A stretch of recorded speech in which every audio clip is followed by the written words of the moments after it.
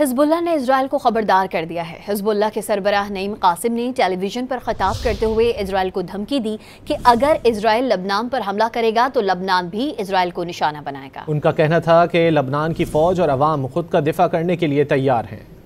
حزب اللہ نے اسرائیل کو خبردار کر دیا ہے۔ حزب اللہ کے سربراہ نعیم قاسم نے ٹیلی ویژن پر خطاب کرتے ہوئے اسرائیل کو دھمکی دی کہ اگر اسرائیل لبنان پر حملہ کرے گا تو لبنان بھی اسرائیل کو نشانہ بنائے گا۔ ان کا کہنا تھا کہ لبنان کی فوج اور عوام خود کا دفاع کرنے کے لیے تیار ہیں۔ حزب اللہ نے اسرائیل کو خبردار کر دیا ہے۔ حزب اللہ کے سربراہ نعیم قاسم نے ٹیلی ویژن پر خطاب کرتے ہوئے اسرائیل کو دھمکی دی کہ اگر اسرائیل لبنان پر حملہ کرے گا تو لبنان بھی اسرائیل کو نشانہ بنائے گا۔ ان کا کہنا تھا کہ لبنان کی فوج اور عوام خود کا دفاع کرنے کے لیے تیار ہیں۔